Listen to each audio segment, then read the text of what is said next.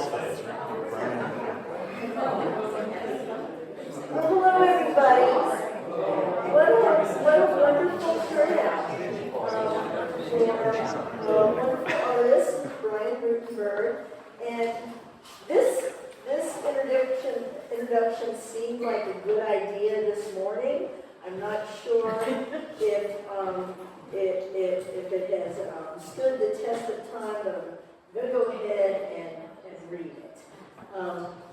Earlier this week, I was having a conversation with a friend. It was our first conversation.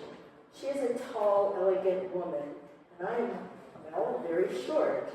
We started talking about how, at different times in our lives, our heights made us stand out. In an odd way, I have always appreciated my short stature. It has made me more approachable, especially with children. When I was younger, kids would look at me closely, debating whether I was one of them. Now, at 70, I am no longer mistaken as a child. The children constantly ask me why I'm so short. In many ways, I'm a walking adage that it takes all kinds of people to make our world interesting. My height is also a conduit for communication. People often comment on my height, which often leads to more conversation.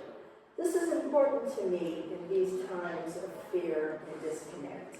I feel the same way about art.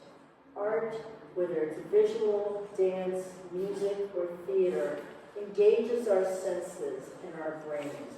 It comforts, disturbs, challenges, delights. Art has the capacity to bring us together in these uncertain times. I've been acquainted with and collected Brian's art for the past 35 years. I've always felt the kinship between the South Carolina Low Country, its rivers, swamps, and marshes, and Brian's landscapes, and always the swamp haze, literally central to his work. Perhaps the haze represents the ambiguity of being an artist. As Brian himself observes, especially inspiring is that point where the land meets the water, and for a moment the two become blurred. Widely considered to be one of the finest American painters of his generation, Brian Rutenberg has spent 40 years honing a distinctive method of compressing the rich color and form of his native coastal South Carolina into complex landscape paintings, and that imbue material reality with a deep sense of place. Brian received his BFA in 1987 from the College of Charleston, where his daughter recently graduated and your son attends, and his MFA in 1989 from the School of Visual Arts, New York. He is a Fulbright Scholar, a New York Foundation for the Arts Fellow, an Irish Museum of Modern Art Visiting Artist Program participant, and has over 100 museum and gallery exhibitions across the U.S. and abroad.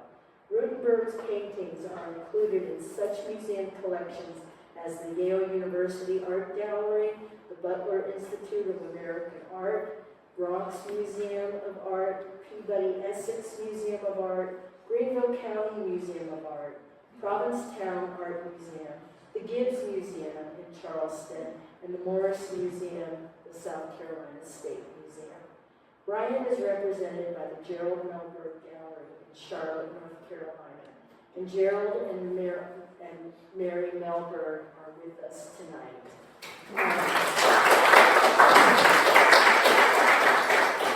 This exhibition would not be possible without the grace and enthusiasm of the Melberg Gallery.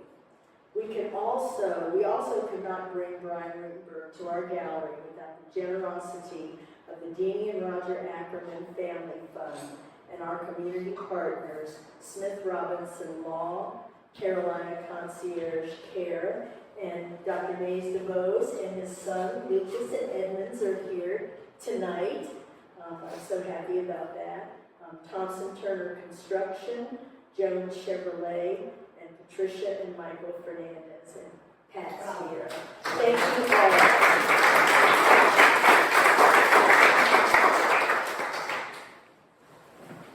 Introducing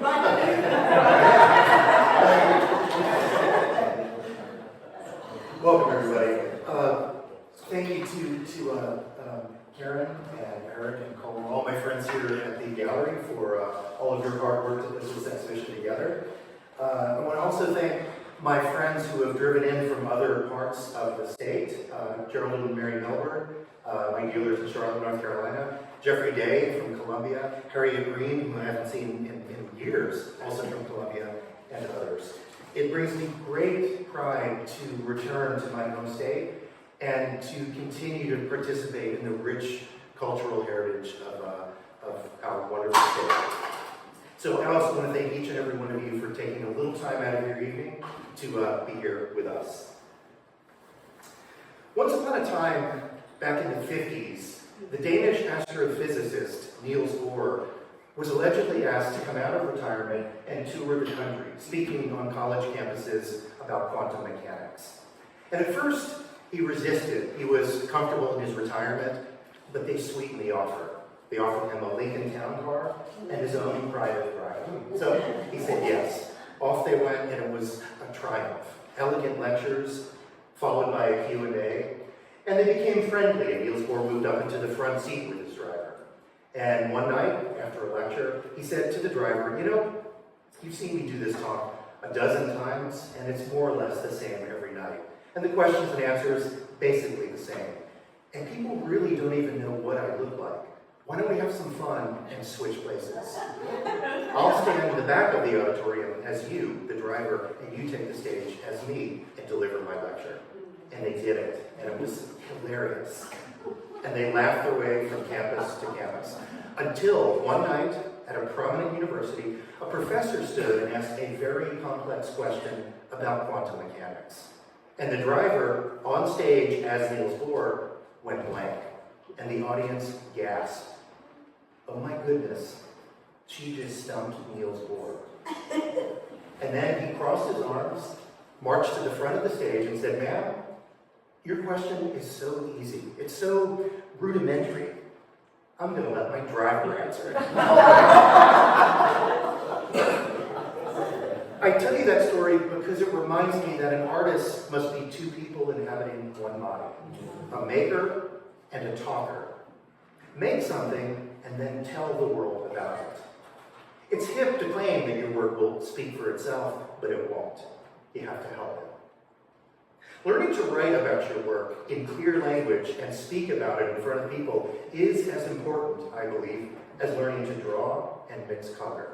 Because it makes you more articulate in studio visits with dealers and collectors. It helps you to craft statements to promote your work. And most importantly, it helps you to clarify your ideas. The first job of an artist is to always see the greatest truth in the room. And very often, the greatest truth in the room is sitting right in front of us. Yet we try too hard. My eyes, having observed everything, returned to the white chrysanthemums. After 48 years of painting, I find myself returning to the things that made me a painter in the first place, the simple things. My hope is that some of what I've learned along the way might be of use to you. For me, the chrysanthemums in the poem represent what the anthropologist Clifford Geertz referred to as local knowledge. He said, to know a city is to know its streets. And there's nothing more local than standing in front of a painting. Because you get to stand about 24 inches in front of the actual paint. You stand in the exact same footprint that the artist stood in as he or she applied each thin skin of color. You see all of the emotions and decisions of the painter played out right in front of you through the primacy of touch. Painting is unique in this way, unlike other art forms like theater, dance, or music, in which the artist edits and modifies before we experience the work. A painting bears all of the tattletale evidence of its creation, eternally in the present tense. Painting is local knowledge. And that's where I'll begin. Not with the city, but with its streets. We'll sink to our kneecaps in low-country pluff mud, and you'll sit next to me in my Piedmont Airlines flight as I moved from Charleston to New York City almost 40 years ago. I'll also bring you into my Midtown studio so you can see how a painting comes into being from beginning to end. And I'll give you some tips on how I manage my career. I've organized my presentation into 5 parts: living, wandering, towering, showing, and working. My message is simple. This is what I do and how I do it. Living. Humidity made me a painter. I was born and raised in the mind-numbing heat of coastal South Carolina. My first art lessons were wandering the banks of rivers like the Waccamaw, feeling warm pluff mud squirt between my toes as I ambled from one vantage point to another, desperate to contain the view for as long as possible. Long before I knew what an artist was, I'd scoop up fistfuls of marsh mud, splat them on the dock under the savage sun, and then arrange torn bits of colored paper across the mud, followed by another handful of pluff mud. The frond-lipped tip of an oyster shell was the ideal tool for skimming off layers of that translucent slime to reveal jeweled flashes of color of varying intensity depending on how hard or lightly I scraped. I did it again and again. Everything I needed was right there at my feet. It took decades to recognize how much the directness and sensuality of those experiences taught me about the way a painting comes into being. Paintings are not created, they're made. Oil paint is crushed rock mixed with liquefied fat and smeared on cloth. We are among culture's last folk artists because we make stuff by hand. The first thing you must possess as a painter is a built-in bulletproof shit detector. Good ideas don't necessarily make good paintings. Artists often feel pressure to sound intellectual so that they don't seem mediocre. They write pages and pages of opaque art speak designed to impress collectors and galleries. I've served on dozens and dozens of juries and committees over the decades, and I can tell you that the opposite is true. Simplicity is not the product of a simple mind, but of a mind that has the patience to organize thought and deliver it succinctly. Albert Einstein said, if you can't explain it simply, you don't understand it well. My challenge to all of the artists here tonight is to describe your work in 10 words or less. Start with the greatest truth in the room, your physical body. To inspire literally means to inhale, which speaks more of the body than the mind. It always comes back to the body. Why read a 5-page essay describing sweetness when you could bite into a warm, raspberry-filled Krispy Kreme? That will tell you all you need to know about sweetness. With each soft bite of my warm, raspberry-filled Krispy Kreme, I start to wonder, at what point will it stop being a donut and start being me? An artist's job is to pay attention to the smaller truths that orbit the larger ones, each worthy of our full consideration. Sometimes pleasure is itself knowledge. When I started writing about my own work, I always began at Penguin House. Not the publisher, but the actual Penguin House at the Central Park Zoo. I did a lot of writing in there because it's cold, damp, and it smells so horrible that I could only scribble out a couple of words before I had to run outside into fresh air. Here are my 7 words that describe my work. The only problem with art is mosquitoes. That's everything you need to know about my paintings. There is humidity, mud, season, time of day, and even sound. There's a hyper-specific location, yet there is no description. By forcing 2 unrelated things together, art and mosquitoes, you and I share a moment of telepathy, because the image has to begin in my imagination and finish in yours, which allows you and me to both craft and discover a place simultaneously. I've never needed a position because I have a place. Before I learned to paint, I practiced drawing live oak trees in the low country of South Carolina, mostly in brook green gardens. I'm still practicing today. My ritual is simple. I sit in the buggy grass and I copy what's in front of me. There is no symbolism in a tree. A branch is a branch, and a leaf is a leaf. What you see is what's there. What's there is what matters. Rubbing a number 5B pencil on cream paper catapults me 666 miles away from the cutthroat New York art world. Under a tree, there is no anxiety of influence, formalist dialectic, or theoretical constructs. Just clear and present information. Me, the tree, and bugs. To hell with art, I always say. Better to pay attention. Wandering. When I was a kid, I could do two things really well. I could pick up AM radio through my teeth, and I could pay attention. My life's greatest blessing is being born and raised in Myrtle Beach, South Carolina, which, as you'll know, is a resort town full of blinking neon lights and amusement parks, surrounded by some of the most ravishing landscapes on the East Coast. I paid attention. And what I saw was miraculous. Two landscapes, one natural and one artificial, colliding head-on at 200 miles an hour, colliding with such velocity that they seemed to fuse into a third thing. And that elusive third thing has been my subject for 4 decades. That visual propulsion, that pulsating energy that I still can't quite articulate now, but I knew even as a 10-year-old I had to do something with. Forcing two places that didn't go together made me a painter. Myrtle Beach in the late 70s and early 80s offered no exposure to the fine arts. The first artist I ever met was me. My art education began in Chapin Memorial Public Library, where a couple of days a week my mom would drop me off after school and I consumed the rather small art history section, one book at a time. And now looking back, all these decades later, I realized that the value in those art books was not as much from what I understood, but rather from what I misunderstood. And this is what I like to call the gift of misunderstanding. And this is, by the way, my first exhibition in the firehouse in Myrtle Beach. I think I was 10 here.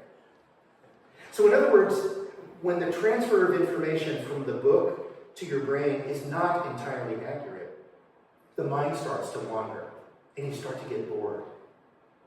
And I began to look forward to that blissful boredom. But I kept showing up, and I kept turning the pages. Over time, I began to think for myself. I began to fill in the gaps myself. I began to make stuff up. I began to think creatively. Now, thinking creatively is not advisable if you're an air traffic controller, especially in Newark. But for a painter, it's jet fuel. To paraphrase Henry David Thoreau, an artist is someone who, having nothing to do, finds something to do. My point is, work beyond your understanding. Society doesn't need us artists to make sound fiduciary decisions. They need us to stand naked in traffic. So trust your sensitivity. Show up every single day and stay busy. I remember a church sign on the side of the road way out in the country when I was a kid that read, "If you want something done, ask the busy person." I have that written on my wall.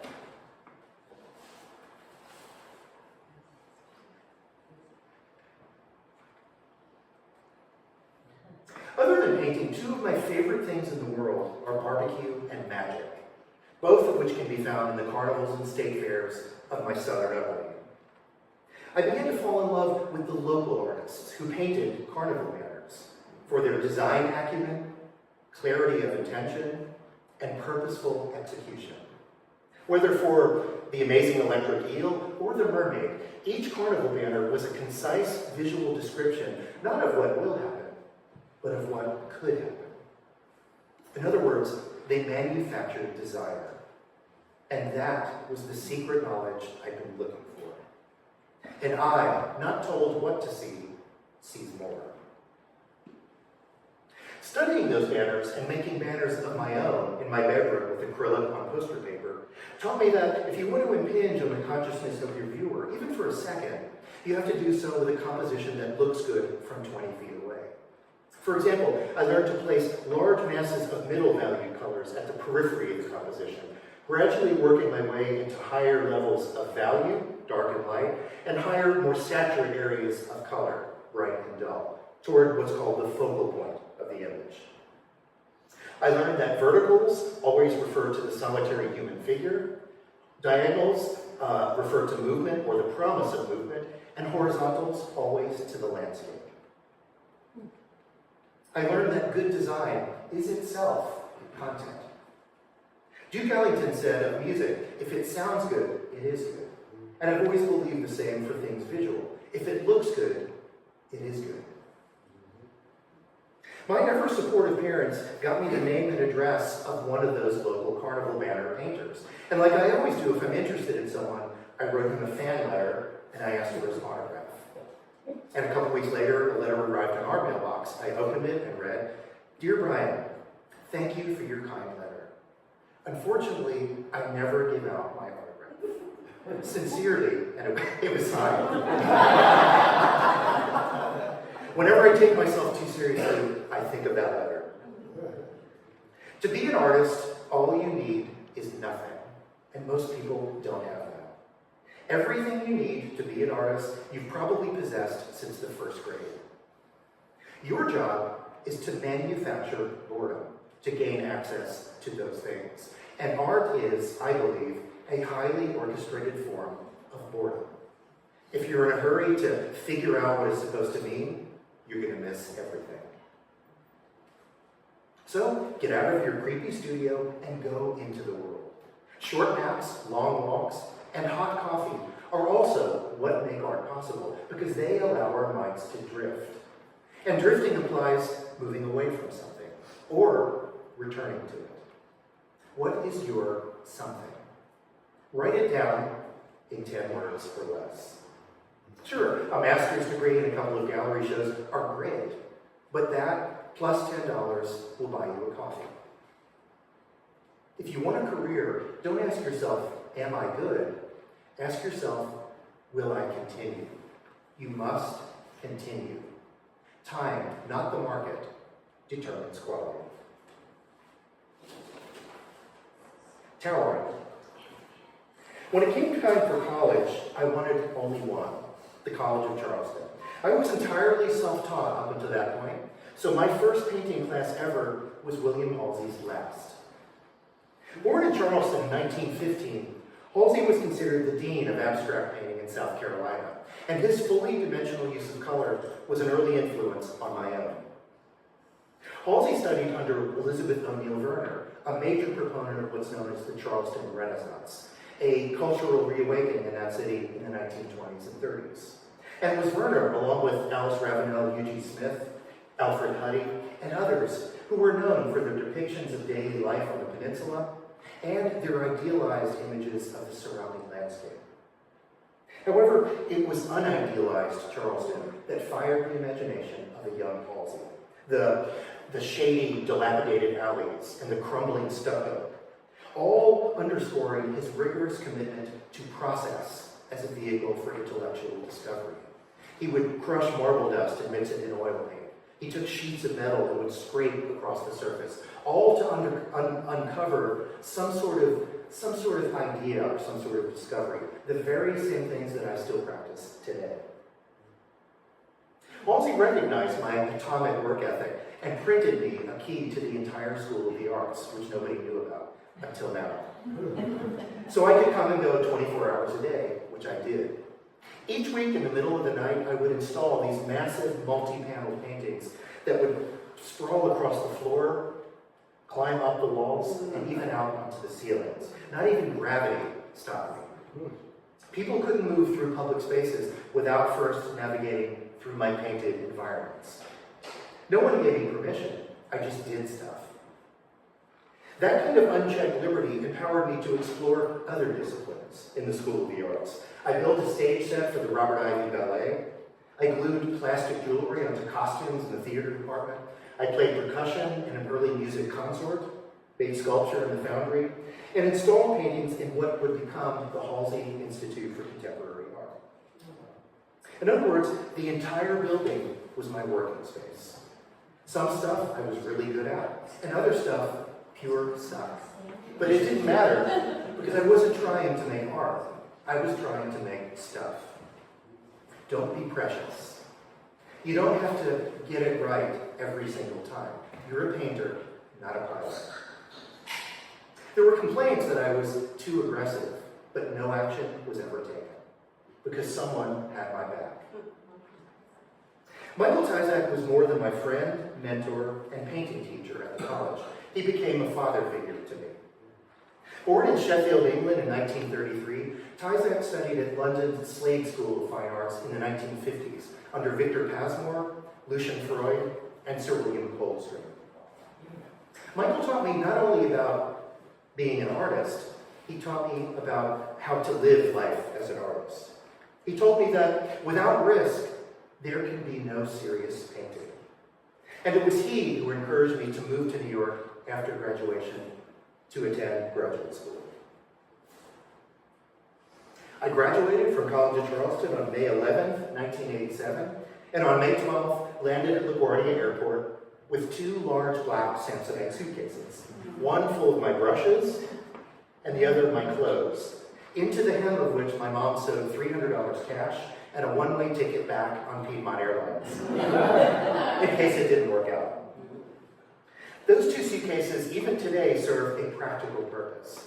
Because I'm 6'3", my painting table has to be higher than the standard tables you'll find in hardware stores. So, by laying the suitcases on their sides and resting the table legs on top, my work surface comes to an ideal waist level. The present is supported by the past, literally. The emergency cash and plane ticket within are unused. And I think I can finally say that it worked out. Showing. After graduating from graduate school, the School of Visual Arts, in 1989, I moved into a dark, 300-square-foot studio in Jackson Heights, Queens, for $365 a month, which I could barely afford. I lived on peanut butter Captain Crunch and sweet tea. I didn't even have an alarm clock. The poultry setting on my microwave woke me up. I paid my bills with 3 part-time jobs, one for a painter named Gregory Amanoff, and I worked part-time in 2 art galleries, one of which was called Kevin Morris. I kept my expenses low and my expectations even lower. People with high expectations, I find, usually have low resilience. As Oscar Wilde said, better to have a steady income than be fascinating. By 1992, I had a decent body of small paintings and applied for a grant from the Marie Walsh Sharp Art Foundation, which awards 28 free studios to working painters for a year. I was fortunate enough to get one. My corner studio on Greenwich and Vestry Street, right there, faced the original World Trade Center towers, only 7 blocks downtown, and I loved those towers. I remember sitting on the roof at night, eating turkey sandwiches, gazing up at their immensity. And I remember thinking, for the first time in my life, it's getting interesting. Maybe, with really hard work, it could get fascinating. My New York City gallery debut was in 1993 at the gallery in which I worked part-time, Kevin Morris. One of the gallery's prominent clients, a man named Peter Dubois, had seen my paintings in a group show in Asheville, North Carolina, and started buying everything I made. And although I've shown a lot in the Southeast, my work hadn't gained any traction in the Northeast, so the timing was ideal. Without my knowledge, Peter invited the dealers to his cavernous Tribeca apartment for a viewing. They liked what they saw, and they asked for a studio visit. Fortunately, I had just completed what would eventually become my river paintings, all named for rivers in South Carolina. I'd also recently joined the Stephen Wertz Gallery in San Francisco, so the decision was made to mount solo debut exhibitions on both coasts. In 1993, river paintings opened in New York and San Francisco, and I was a 28-year overnight success. After that opening in San Francisco, the dealers held a little barbecue in my honor in their backyard in Oakland. And I remember an older gentleman came up to me, put his arm around me and said, "Bride, I like two things in this world, fine dining and fine art." And I said, "John, I like fine dining and fine art too." And he said, "Yeah, Cheesecake Factory and Thomas Kincaid." My point is, different people will like different things, and they'll be right. Working. 11 years ago, I created a YouTube channel called Brian Rutenberg Studio Visits, in which I sit in my studio on a wooden chair, stare into the camera, and tell the truth about my painting life. My message is simple: you are not alone. One of the most frequent questions I get is, how does an artist find a style? The answer I'd like to give is, if you have to ask that question, you'll never be an artist. Charles Bukowski, when asked how to be a writer, would respond, "Quit now, you suck." If that simple declarative statement is enough to offend or discourage someone, he or she should find something else to do. Here's the truth. There are no talent scouts. You are totally and completely on your own. No one asked you to do this, and no one will care if you stop doing it. That knowledge is your superpower under the sun. That's your permission slip to be your own best friend. And if I could give you one piece of advice tonight for being an artist, it's that. You have to be your own best friend. There is no such thing as a style. There are only your interests. What interests you? Try to copy other painters, and everything you get wrong becomes your style. Everything under the sun has already been done, but not by you. We've all seen a sunset, just not your sunset. That's what people want to see. That's what people will pay for.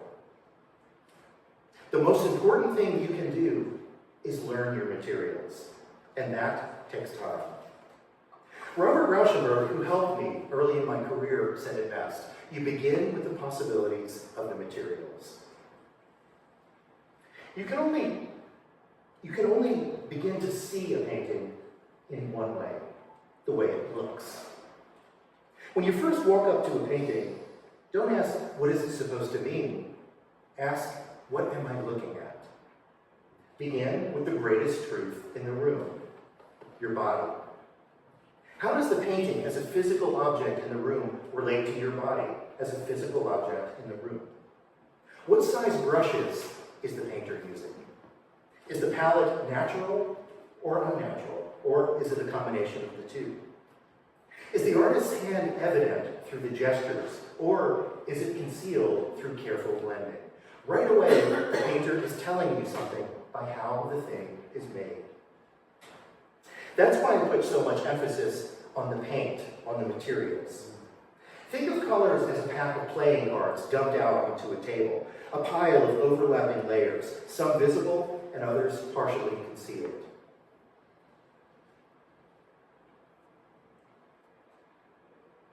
There is no such thing as texture in a painting. Lumps and ridges are merely the evidence of a working brush. The reason that I use thick paint is to connect the painting to the real world that we all occupy.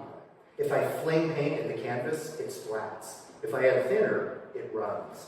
If one color appears to pass over another, it's because it really does. I use my fingers quite often as well, which you can see. Although my paintings are referred to as abstract, I am not an abstract artist. I'm never even sure what that means. I'm a landscape painter who uses the process of abstraction. Abstraction is a process, not a style. And this is where it might help to examine the word abstract from a different angle. Kind of like if your kid locks you out of your car, the problem isn't the car door, it's the kid. To abstract means to remove, which implies that it must be removed from something. What is your something? The goal of abstraction is not to understand the information, but to contain it, so that you get the same results with less effort. In other words, simplify to clarify. When you learn to see the world as shapes and colors, it's easier to paint shapes and colors. My goal is not to recreate a previously seen landscape, but rather to create one whose only function is to be seen. In other words, I don't look for compositions in nature, I make compositions from nature. And to do that, I must turn my back to the window. In other words, I can paint the Deep South more vividly because I live 666 miles north. City life directly affects my compositions. When you live at the base of skyscrapers, you have to look up to see the time of day and the weather. And that's when I use light plunging down from the top of the painting into the darkness. Repeating verticals often refer to trees, but they also allude to figures forced to coexist in a crowded, shallow space. Think of a subway platform at rush hour. I can summon a low-country, steamy, saltwater creek more dimensionally in my mind when I'm standing at the base of the 91-story Steinway Tower on 57th Street, because I have to look up and down rather than side to side. And that's how I construct my landscapes, in vertical slices, not horizontal spans. Composing a horizontal landscape vertically feels unnatural. And I like to say that I am not a nature painter, I'm an unnature painter. That's because I grew up in Myrtle Beach. My wife Katie and I live on the Upper West Side of Manhattan. One of the only places on earth where they replace potholes in the street with bumps. My studio is about a 15-minute subway ride from our apartment, and I get off at 28th Street and 7th Ave in the Flower District, which is full of fresh blooms awaiting delivery to restaurants and hotels. It's really a lovely walk and a lovely sort of prelude to my working day. New York is wicked expensive, so the way that I've made this work over the past almost 40 years is I've teamed up with 3 other painters. So there are 4 of us together. We've been a team for almost 40 years. We rent an entire floor, so the 6th floor is ours. It's right there. That's my studio in the middle.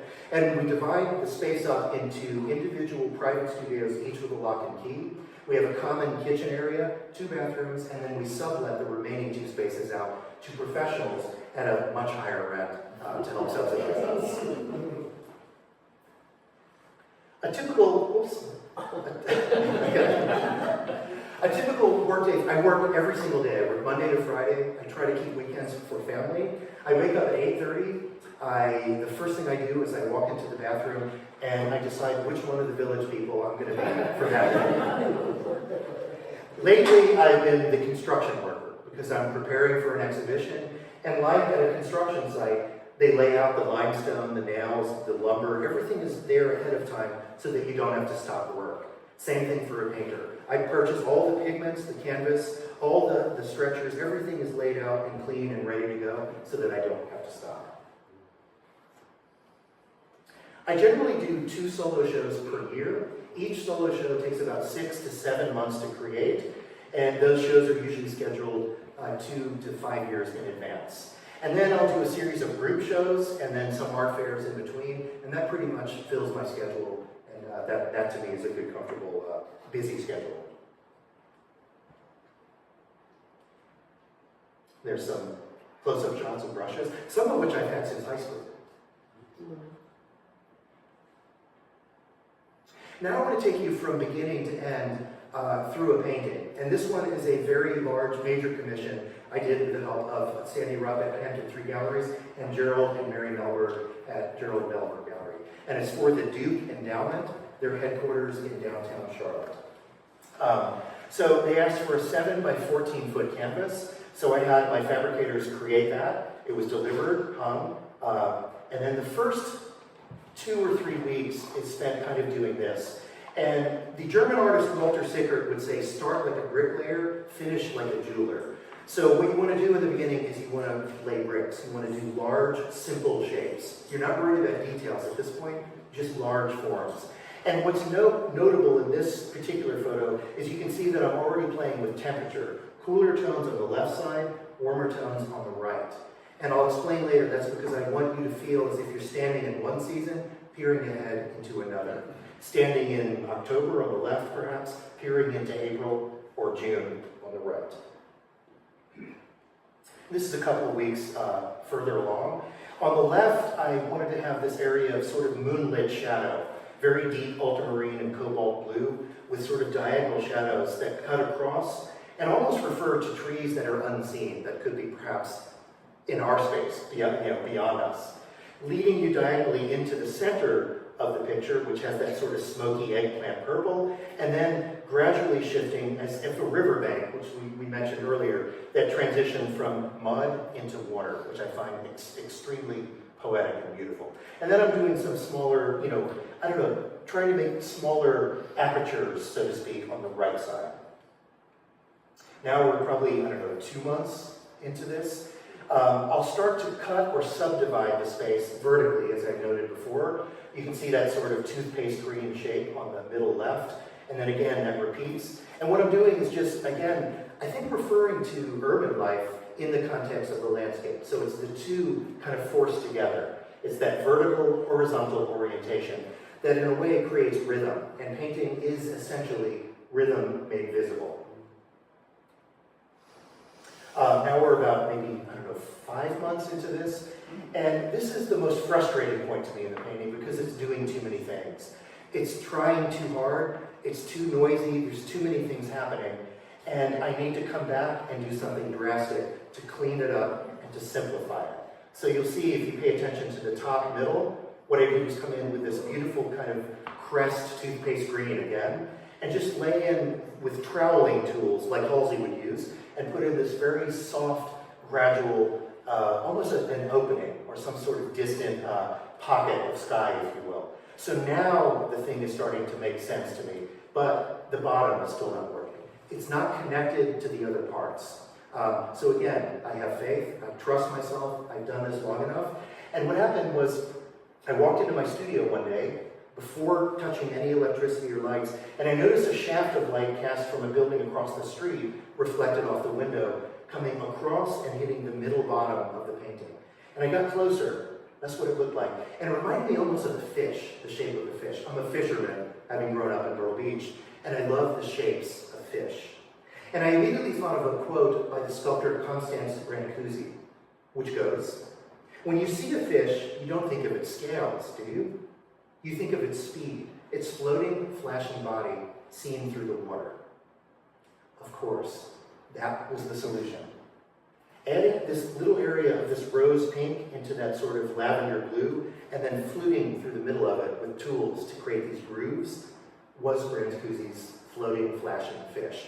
That's the velocity from side to side that I needed to connect the worlds in the painting.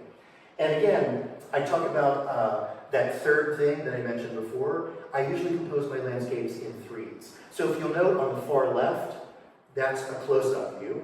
If you move to the middle, it's far away, it's soft, it's foggy. And if you move to the right, it's extremely close. So if you imagine almost like you're pulling focus in and out of a camera, zooming in really close and really far back, that's the effect I want the viewer to have. Almost like an Egyptian frieze, where it's a flat surface and your eye sort of tracks across the surface through these forms that are sort of rhythmically arranged across that two-dimensional space. That's the way, almost as if you're actually wandering in the woods. You're discovering as you move across and down and back up, as if you're actually wandering through the woods.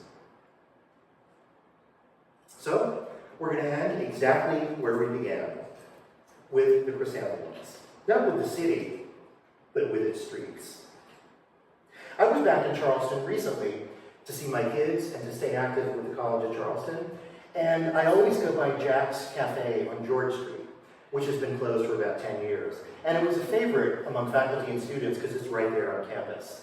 And as my eyes adjusted to the darkness, I could see the booth in the back where Michael Tyzak and I sat almost 40 years ago on the morning I moved from Charleston to New York. And the memories came rushing back. I ordered scrambled eggs and grits with black coffee, Michael had hot tea and toast points burnt to the consistency of roofing tiles. Like a boy observing his father shave, I watched as he knifed crumbs of cold butter across the toast, topped with dollops of blueberry jam, spooned from a tiny pot on the table between us. We laughed, cried a little, and reminisced about our days together at the college. I was terrified. Michael reminded me that doubt, not certainty, is an essential ingredient to being an artist. The problem with certainty, he said, is that it often masquerades as sincerity, and there's nothing more deadly dull than the serious artist. Because his or her subject ends up becoming, look how serious I am. Don't be so sure. Every psychopathic axe murderer seriously needs it. My point is, the world won't be a better place because you made a serious body of work, but it will if you give from the deepest part of yourself. So keep it local. You're not making a map of the land, but of the path you took to arrive at this place. Every time you finish a painting, remember, it might be the first painting someone will ever see in their life, or it might be their last. You owe it to them to tell the truth. And the truth is probably right in front of you. So be astonished all the time by everything. You can't take someone else's breath away until it's been done to you. As our meal came to an end, I asked Michael if there was one last bit of advice, one nugget of wisdom from his 65 years in the arts for achieving longevity. He went silent. And then, with a twinkle in his eye, he set his cup back in its sloppy saucer and said, "This is really good toast." And that was the greatest truth in the world. Thank you.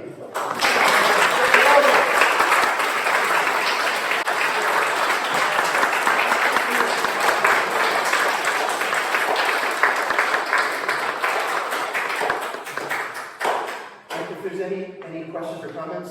Eric? Or yeah. So I'm actually going to collect that microphone and all that stuff. I've got a couple in. Okay. In the great tradition of being an audience surrogate, I would like to ask the dumbest question tonight. No such thing. So you use a lot of metaphor when describing your artwork. You're a master of words. But then that picture of the village people really cemented this question.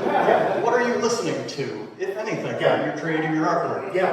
What am I listening to? Always something. I was a drummer for 25 years, so music and rhythm is extremely important to me in the way that I compose, which I touched on earlier. I consider music or talk radio as electronic wallpaper. In other words, it just surrounds me, it sort of transports me, and it fades into the background. So I can sort of dip in and out of, lately, Count Basie, Sinatra, Ella Fitzgerald, modern jazz quartet, the string quartets of Bartok, Iron Maiden, some heavy metal, and then like podcasts. I like stand-up comedy a lot. Gilbert Gottfried is a great podcast. I talk radio. I'm an avid NPR devotee, and I almost never have complete silence. I like sound. Me too. And if there are other questions, I can bring the microphone to you all. All right? So not just listening, but so I was spending about an hour in here this afternoon with the work, and one of the things I kept coming back to was the work of Willem de Kooning, the abstract expressionist. And I know, especially with him and his Woman series, there was the influence of cinema. And so listening, we know, but what are you watching? That's an interesting question I don't get often. Star Trek, the original Star Trek.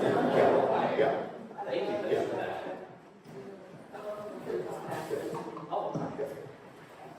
You know, watching Michael Tyzak and reading. I heard you sigh.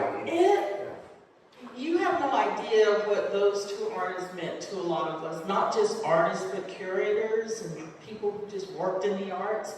They were legends, and they were like real artists, and you knew it. And you're their legacy. If I can do anything, is to honor them and to do what I was taught by them.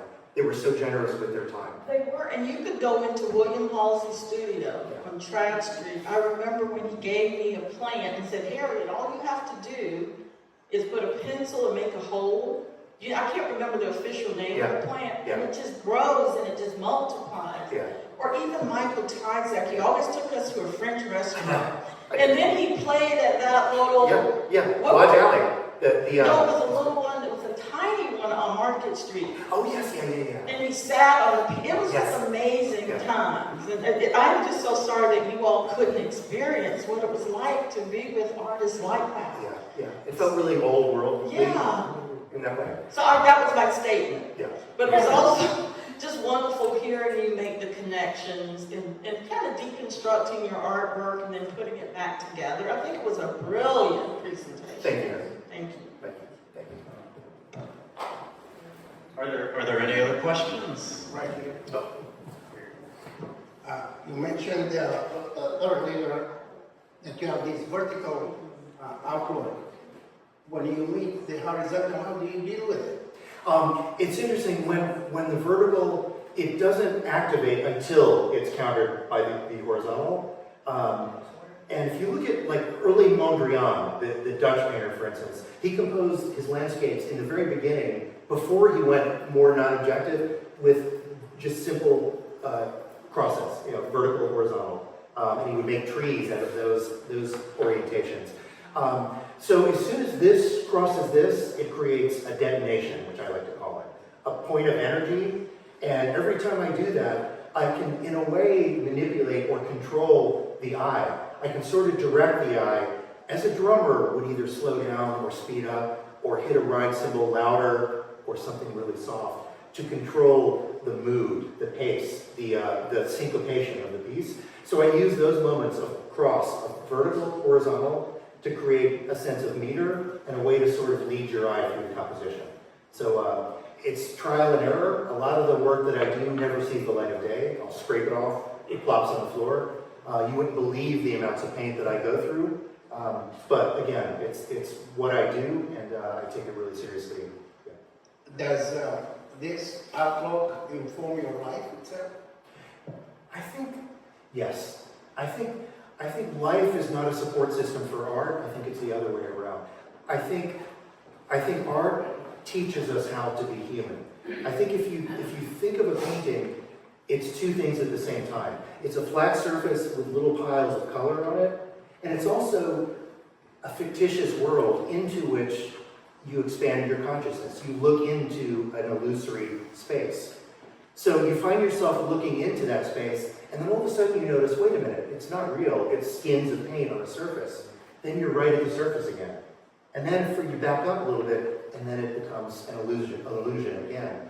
So in a way, I think we walk through life broken into two parts. We're either focused on our thoughts or our bodily sensations. And I think rarely are we fully present in both at the same time. And I think art is artifice, and it's also entirely so supernatural that it makes us put those two things together, the heart or the mind and the body. So I find that my painting and my work teaches me how to move through life as a person. We have some questions over here. And then I noticed some others around here, if you wouldn't mind passing the mic to those as well. Listen, I am so enthralled by your energy and your creativeness. Thank you. I grabbed on to the fact that you, as a child, like to get in the mud and mosquitoes biting you and stuff.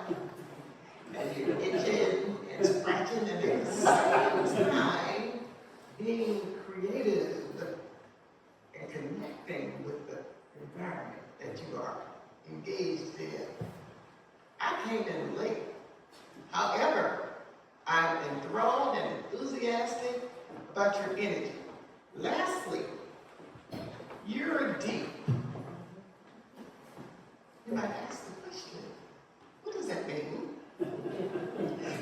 You are so expressive Thank you. and deep in your works, and we are honored to be here. That's very kind. Thank you very much.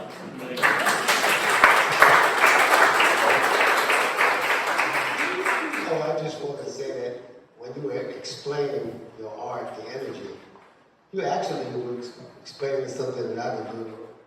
We call it Tai Chi. Yeah. Yin and yang. I can tell you. Yeah. Actually, you know, it's been both energies coming together. You know, one is going this way, going that way. And that's really the philosophy of life. Yes. The positive, the negative. So good and evil forces come together. But just explain all of that. It's, to me, it's the Tai Chi.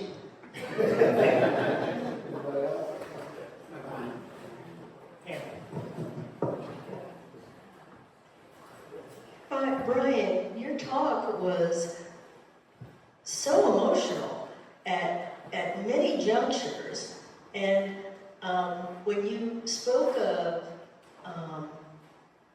two physical objects in a room, the body and the painting, I started thinking, is some of your mark making skeletal in nature?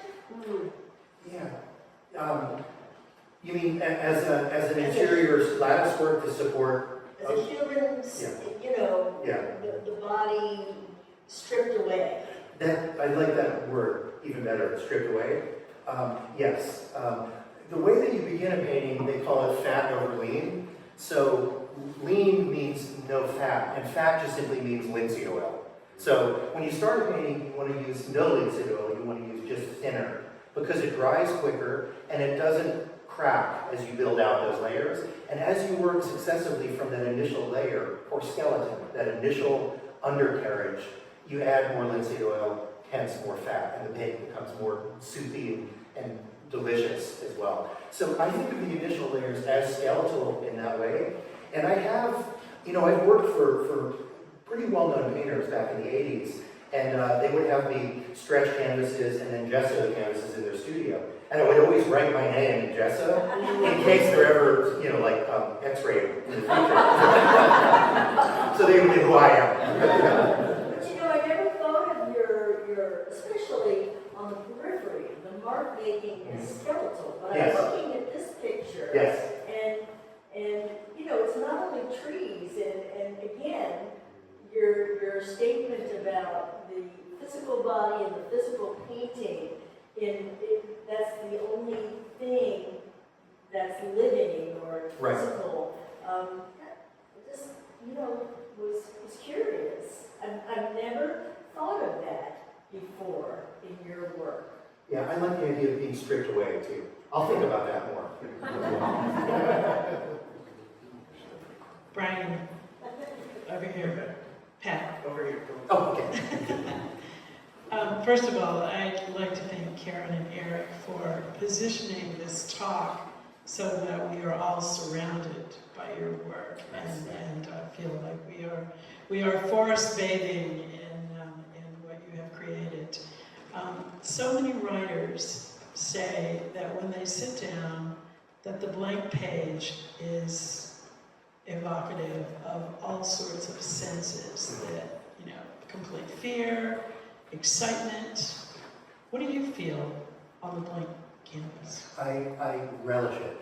I skip to work with that, with the blank page or the blank canvas. I know it's a chance to make a mistake and hence learn something, and there's nothing interesting in perfection. So I know when I get there, my job is to play, and I feel extremely blessed to get paid to make a living going to a room, locking the door, and playing for 8 hours. So when I get in there, I make that first mark, and all of a sudden, it's linked to the entirety of our history. A mark or a figure in space. That's it. Just that one little dot on a piece of paper is you are connected to our history. So figure in space, and then from there on, it's just sort of developing the two. The figure might become more prominent, the space more prominent, and eventually, if you're lucky, and if you work, the two start to come in conflict with one another. And that's one of the best things to do for an artist, any artist, is to manufacture conflict. Again, that's what keeps it not perfect. It always gives it that little edge of vitality. And I always know, like Picasso would say, he knew he was finished, he would stop just before he was finished. So you never want it completely summarized and every little, dot, I dotted and everything. You want always some sort of unfinished or vital, I don't want to say mistake, but something that makes it human in that it's interesting because it's not perfection. So I relish a blank canvas. I know that's some people might not feel the same, but yeah. And then we have Patricia, our board president. Hello. Your exhibition opened last month Mhm. in conjunction with the flower show, where several floral artists took your ideas and your colors and did creations of their own. I wondered if you happened to see that and if you have any comments about it. I did. I was very honored to be at that opening and meet a few of them. And it was what an inventive and just beautifully visual symbiosis between my images, my colors, and growing living things. Which painting is a lot like a living, breathing thing. To know what Karen just said as well. It is. You're seeing the evidence that somebody was here, and when you look at it, you project your vitality onto the marks that I made, and hopefully they're returned to you in some way that makes it more intense. So it's always a collaboration. It's never just me or just you. It's us meeting in the middle, creating some sort of spark, something that makes us feel more alive or see more clearly for just a second. It's not going to change Western art or the world, but just for a second, if you see the world a little more clearly, and then you take the memory of that to the next painting you see, before you know it, you start to see the world differently, and you start to appreciate things differently, visually. You start to see shapes and colors. And it's a really beautiful way to go through the world because it allows you to become smaller, and it allows that thing to become larger. And I think that, to me, is always, I tell my kids, find something that makes you smaller and makes the world larger. Because I think that brings you some humility. So, yes, I do see it.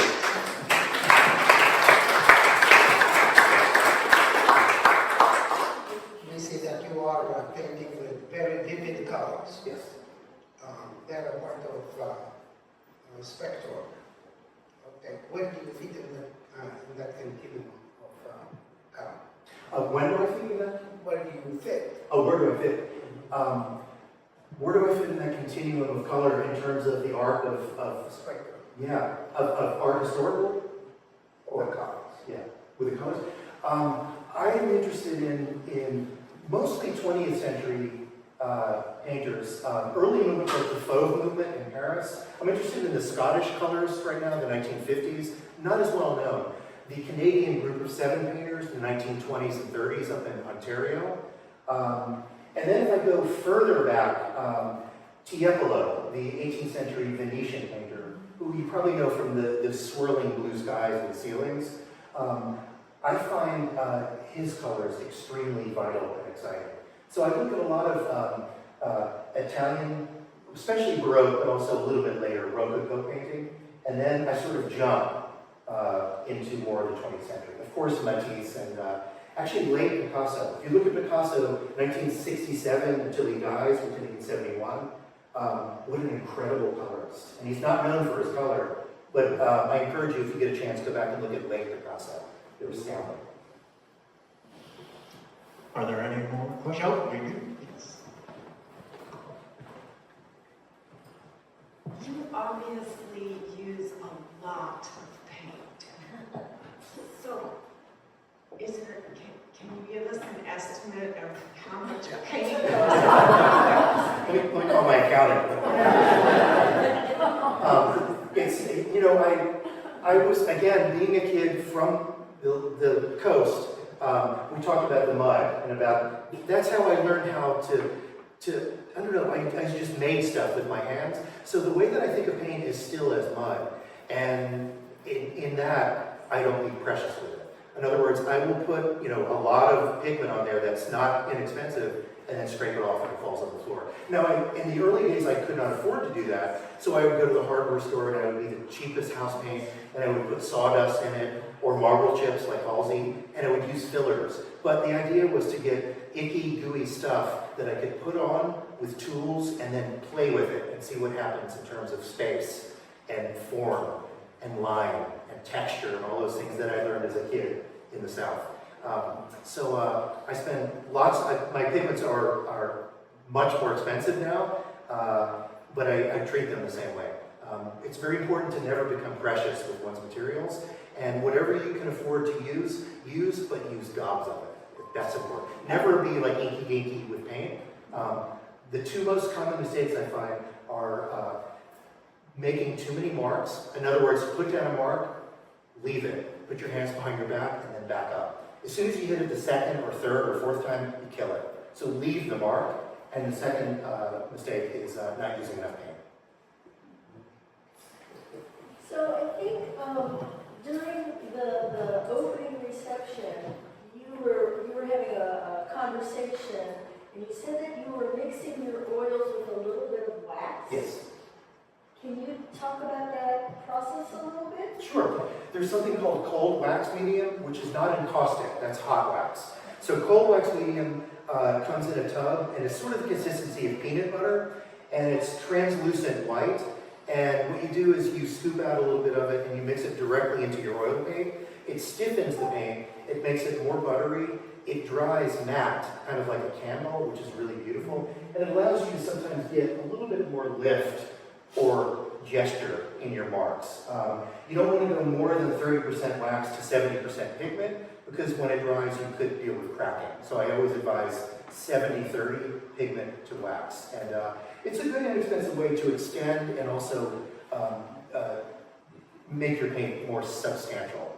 Cold wax medium. Gamblin is one of the companies that makes it. And he's a friend of mine, so I like to provide him. All right, oh, here we go.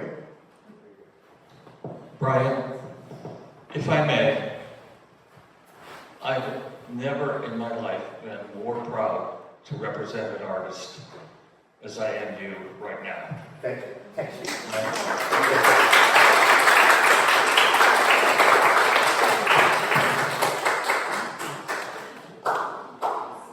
Well, with that, I'd like to thank Brian.